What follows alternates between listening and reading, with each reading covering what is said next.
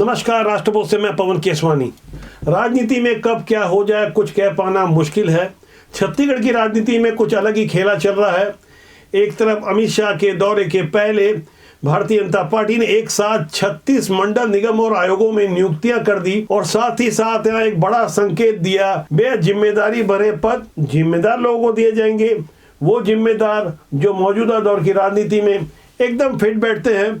कौन किसका आदमी है और इन नियुक्तियों में किसकी चली, इस पर हम गहराई से आगे समझने की कोशिश करेंगे। लेकिन उससे पहले छत्तीसगढ़ में लगता है भारतीय जनता पार्टी को कोई और ही तुरुप का इक्का मिल गया है।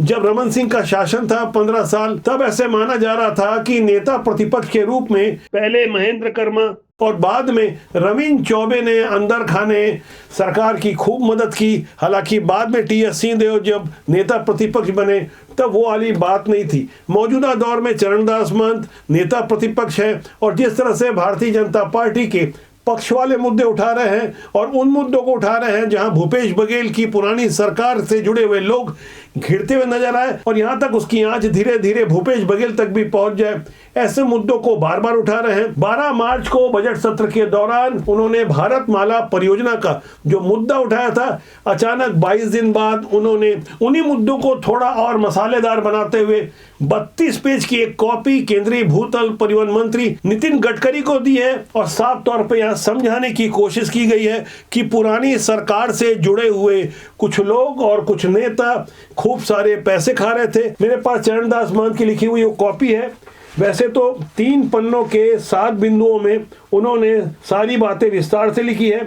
साथ में 9 पन्ने विधानसभा की कार्रवाई के और जांच प्रतिवेदन के 20 पन्ने भी उन्होंने नितिन गडकरी को दिए हैं, जहां वो ये समझा रहे हैं कई करोड़ रुपए पुरानी सरकार से जुड़े हुए लोगों ने खाए हैं। मौजूदा समय में भारतीय जनता पार्टी से जुड़े एक कद्दावर नेता भी इस मामले में फंसते हुए नजर आ रहे हैं। लेकिन छत्तीसगढ़ की राजनीति को समझने वाले ये अच्छी तरह से जानते हैं कि चरणदास महंत भारतीय जनता पार्टी के इंटरेस्ट के इस मुद्दे को क्यों उठा रहे हैं, जबकि मौजूदा सरकार ने एसडीएम और तहसीलदार स्तर के कई अधिकारियों को सस्पेंड किया है। जो कार्रवाई मौजूदा सरकार कर रही है उसी कार्रवाई के हाँ में हाँ चरणदास महंत मिला रहे हैं। ये घोटाला वर्ष 2022-23 में हुआ था। शिकायत तब भी हुई थी कि रायपुर विशाखापट्टनम इकोनॉमिक कॉरिडोर के तहत भूमि अधिग्रहण में 43 करोड़ 18 लाख रुपए का भारी भरकम घोटाला हुआ था, जहां मुआवजा 7 करोड़ 65 लाख का बनना था लेकिन प्रदान कर दिया गया 49 लाख 39 करोड़ रुपए। इस तरह से 43 लाख 18 करोड़ का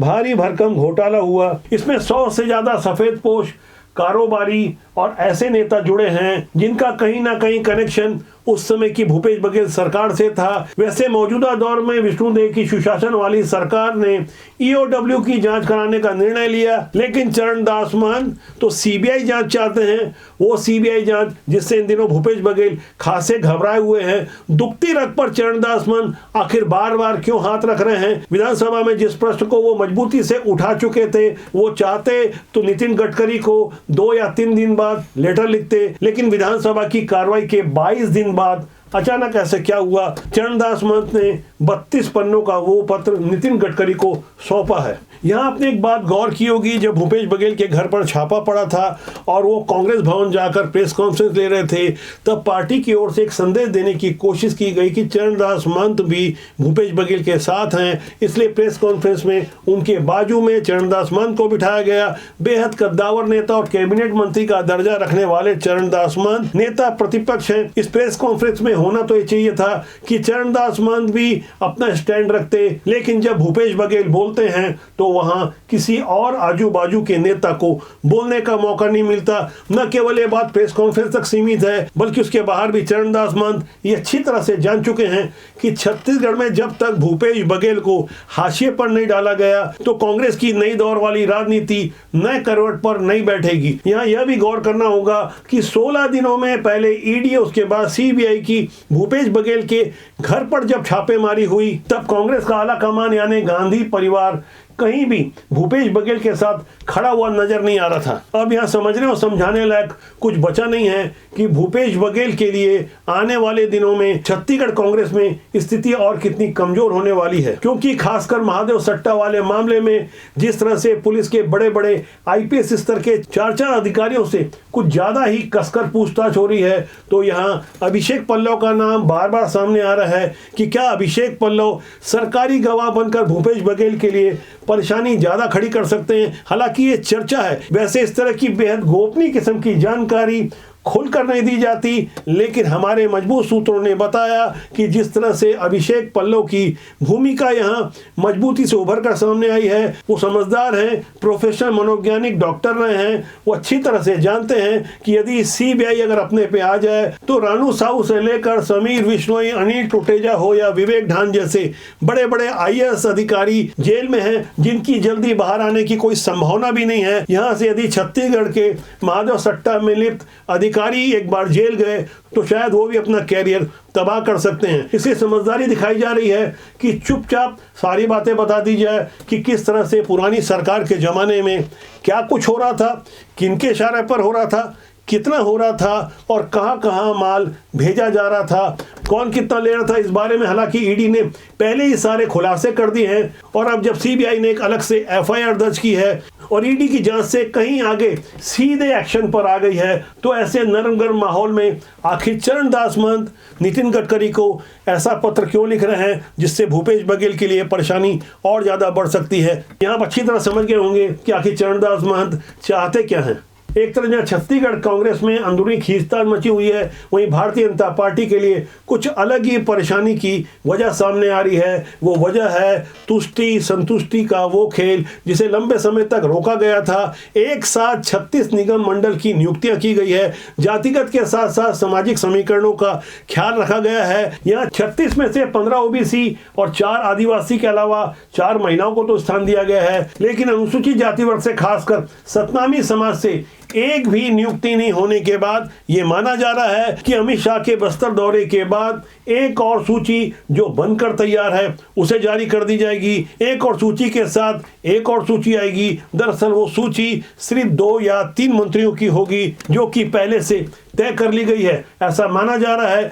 कि अमर अग्रवाल और गजेंद्र यादव को मंत्री बनाया जाएगा, जिसके बारे में हमने अपने पिछले कई वीडियो में उल्लेख किया था। वैसे तो रेस में स्वाभाविक से कुछ और भी नाम हैं, अजय चंद्राकर, राजेश मूणत के अलावा संपत अग्रवाल जैसा एक ऐसा नाम जिस पर शायद किसी को यकीन ना हो, लेकिन अंदर खाने जो कुछ चल रहा है और जिस तरह की तैयारी चल रही है, वहां नए दौर की भारतीय जनता पार्टी कई बार ऐसा लगता है क्षेत्रीय समीकरण को भी अनदेखा कर देती है। यदि मैं क्षेत्रीय समीकरण की बात करूं तो विष्णुदेव साय मंत्रिमंडल में सरगुजा संभाग के 4 मंत्री हैं, जिसमें खुद मुख्यमंत्री भी शामिल हैं। बिलासपुर संभाग से 3 मंत्री हैं, दुर्ग संभाग से 2 मंत्री हैं, जबकि रायपुर और बस्तर से 1-1 मंत्री हैं। बावजूद इसके अमर अग्रवाल का नाम लगभग तय माना जा रहा है। हालांकि इसकी आधिकारिक पुष्टि होनी अभी बाकी है।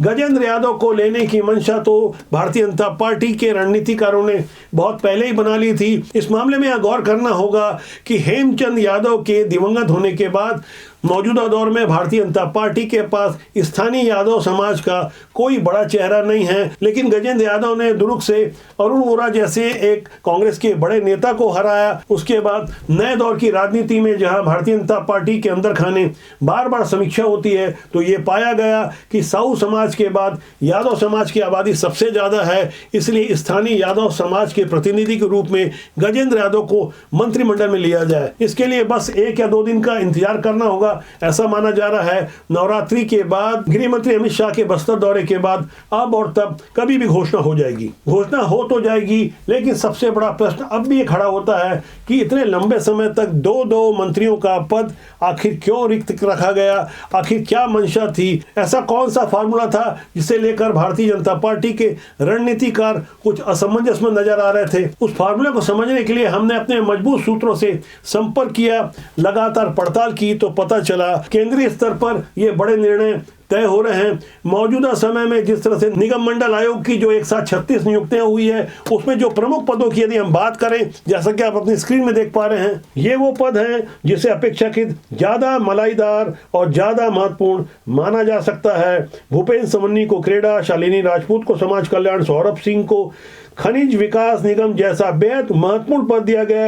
हालांकि अकल तरह से सौरभ सिंह चुनाव हार गए थे। इसके अलावा राजा पांडे को पाठ्य पुस्तक, राजीव अग्रवाल को औद्योगिक विकास, नीलू शर्मा को पर्यटन मंडल, संदीप शर्मा को खाद्य आयोग, अनुराग सिंहदेव को हाउसिंग बोर्ड, केदार गुप्ता को दुग्ध महासंघ, संजय श्रीवास्तव को नॉन तो नंद कुमार साहू को आरडीए और राम प्रताप सिंह जो भारतीय जनता पार्टी के पुराने संगठन महामंत्री रहे, उन्हें भवन सह निर्माण कर्मकार मंडल का अध्यक्ष बनाया गया है। इसके अलावा एक और चौंकाने वाला नाम है राम सेवक पैकरा का, जो पुराने प्रदेश अध्यक्ष रहने के अलावा गृह मंत्री रहे हैं, उन्हें वन विकास निगम का अध्यक्ष बनाया गया है। लेकिन श्रीनिवास मद्दी को जिस तरह से वित्त आयोग का अध्यक्ष बनाया गया है, तो ऐसी नियुक्तियों का अध्ययन करने के बाद छत्तीसगढ़ भारतीय जनता पार्टी की मजबूत राजनीतिक जानकारी रखने वाले राजनीति के पंडित बता रहे हैं कि इन नियुक्तियों में साफ तौर पर पहली नजर में ऐसा लग रहा है कि यहाँ डॉक्टर रमन सिंह की चली है। डॉक्टर रमन सिंह हालांकि विधानसभा के अध्यक्ष हैं, सीधे तौर पर राजनीति में नहीं है, लेकिन राजनीति में जो दिखता है वो होता नहीं है। अंदर खाने बहुत कुछ चल रहा है। ऐसे ही अंदर खाने की वो ढेर सारी जानकारी जिसे आपको जानना समझना जरूरी है, हमने लगातार उस पर पड़ताल की है, तो पता चला है आने वाले समय में 5 जिले में सहकारी, केंद्रीय बैंक और 4 शक्कर कारखानों के अध्यक्ष के पदों के लिए भी खींचतान चल रही है। होने वाली संभावित नियुक्तियों में मार्फेड, अपेक्स बैंक, लघु वनोपज संघ, वेब्रिज कॉर्पोरेशन, फिल्म विकास निगम, सहकारी मत्स्य महासंघ, हथकरघा विकास संघ और विपणन सहकारी संघ के अलावा सहकारी संघ, छत्तीसगढ़ सिंधी अकादमी और छत्तीसगढ़ हज कमेटी में कुछ नेताओं को एडजस्ट करने की तैयारी हो चुकी है। मैंने जिन जिन खाली पदों की जानकारी दी वो अपेक्षाकृत अब जो नियुक्तियां हो चुकी है उससे कहीं कमजोर मानी जा रही है। कमजोर किस मामले में है ये बताने वाली बात नहीं है। मलाईदार पोस्ट किसे कही जाती है यह भी बताने वाली बात नहीं है। ये खींचतान बड़े पदों को लेकर क्यों चल रही थी, जहां अच्छे खासे वित्त वाला मामला हो उसी में क्यों ज्यादा रुचि है,